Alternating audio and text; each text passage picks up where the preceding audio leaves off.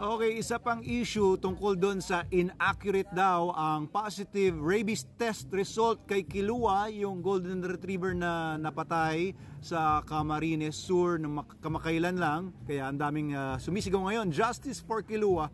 Isa pang issue is yung positive test result daw ay maaari daw na nanggaling lang sa contamination dahil si Kilua, magkatapos siyang patayin, ay dinala sa isang lugar na marami ng kinatay ng mga aso, na yung mga aso na yon, ang ibang aso na bukod kay Kilua na pinatay daw doon allegedly, ay positive daw sa rabies, or baka yun yung mga merong rabies virus.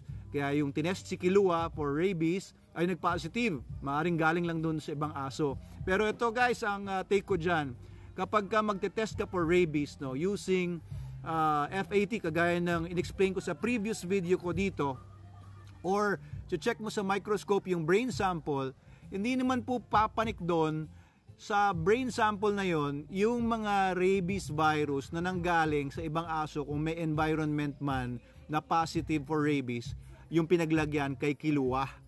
Okay, kasi kukunin mo syempre yung brain sample by sewing, or hihiwain mo yung portion ng skull, doon mo kukunin sa loob yon. Paano papasok ngayon doon yung mga rabies virus? Patay na si Kilua noon, di ba? So nandun na siya, sabihin na natin na sa libingan na, pero na dumaan muna siya doon sa slaughterhouse supposedly ng mga dogs doon sa Camarines Sur. Kung nakakuha man yung katawan ni Kilua ng rabies from that slaughterhouse, tapos papanik siya ngayon doon sa brain, unang-una, pwede yon kung pumasok yung rabies, tapos gumapang papanik. But it takes quite some time bago umabot yun dun sa brain, at mag-proliferate sa brain. Usually yan 2 to 3 weeks para talaga makapanik yung rabies virus from wherever sugat papunta dun sa brain. Yan ang average, no? So 5 days pumanik yung virus from the environment doon sa slaughterhouse nung pinatay si Kilua. Kaya pagkakuha ng sample sa utak ni Kilua ay naging positive to sa rabies. Well, it's pretty far-fetched in my thinking, pero well, anything's possible nowadays. Baka nga na contaminate yung katawan ni Kilua, napunta sa libingan, at unti-unting pumanik yung rabies virus from the whatever nerves na may damage at papanik doon sa utak ni Kilua. Okay? Pero yung mako-contaminate ang sample, medyo mahirap gawin yon kasi meron namang ginagawa ang mga kumukuha ng sample para hindi ma-contaminate yung samples nila. If the people who were making the tests knew what they were doing, I doubt na yun ay dahil sa maling pagkuha nila ng samples.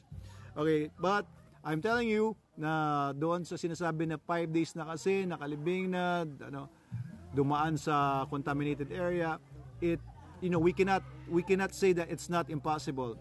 It's possible. But it's pretty far-fetched para sa sa thinking ko, sa tingin ko. Ito pa ang isang issue diyan. Yeah. Okay, ito pa yung isang issue dyan. Maraming mga nagsasabi na pwede pala yun, or imposible naman mangyari yun, na si Kilua ay isang asong bahay lang. Hindi naman daw nakakalabas. Pwede bang makakuha ang isang asong bahay ng rabies, samantalang nandun lang siya sa loob ng bahay? Actually, yes. There are still possibilities. What if, number one, baka naman pinapasyal din naman si Kilua. Diba, kung ikaw may golden retriever ka, na masaya ka sa aso mo, and diba, bakit hindi mo ipasyal yung aso mo? And I think that's a very good thing to do, no? Kung nasa loob ng bahay yung aso mo, nabobobo yung aso kasi, at saka syempre, parang tao din naman yan. 3 years old na si Kilua, I doubt kung nasa loob lang siya ng bahay all that time. Hindi ba siya pinasyal? Hindi ba siya nilalakad everyday? So pag nilalakad mo everyday yung aso mo, lalo na dito sa Pilipinas, definitely makakasalamuha yan ng mga stray dogs. Alam nyo naman kung ganong kaparasak dito sa Pilipinas sa mga stray dogs. At maaaring nakasalamuha niya, maaaring nagdilaan sila ng stray dogs, nakakuha siya ng laway at pumasok sa bibig niya, sa mucosal membrane sa bibig, at na-infect din si Kilua. ng rabies because of that interaction. It's very possible.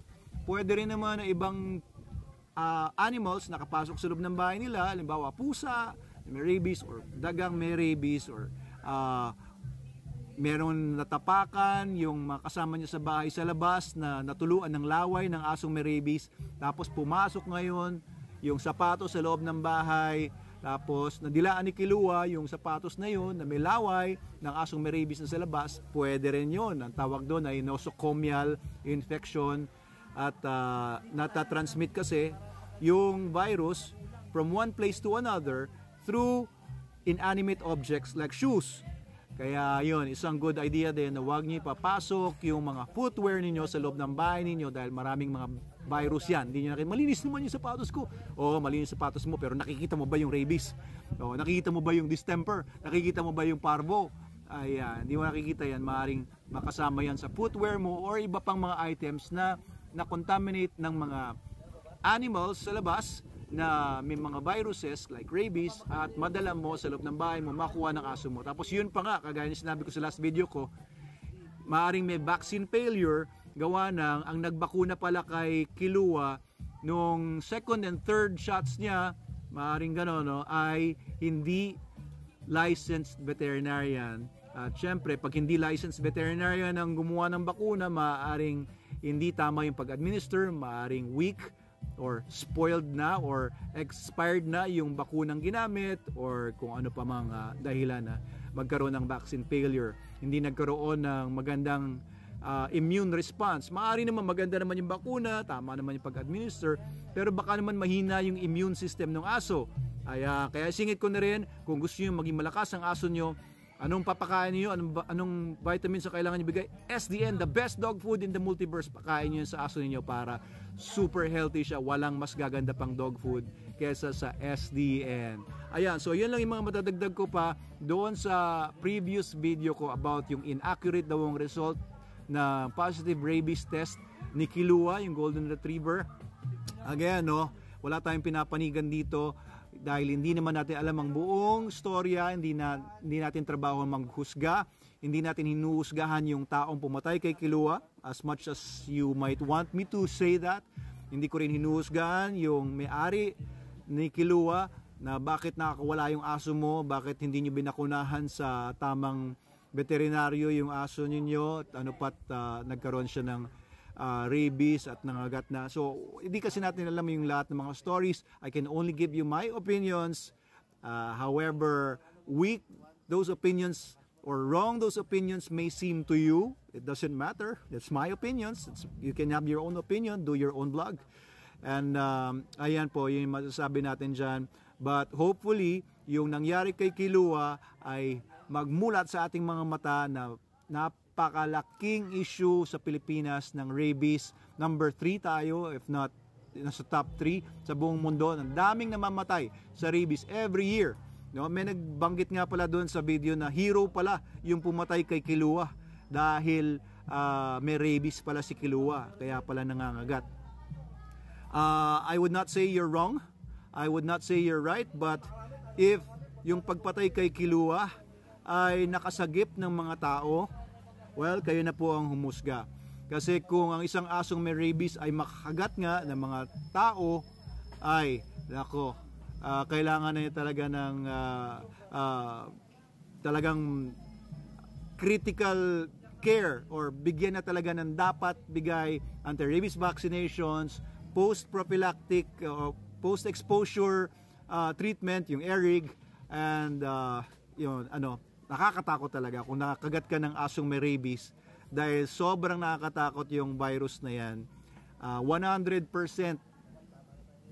fatal siya. Ibig sabihin, pag nakapasok sa katawan mong rabies at hindi na treat, hindi na bigyan ng tamang lunas, patay ka talaga.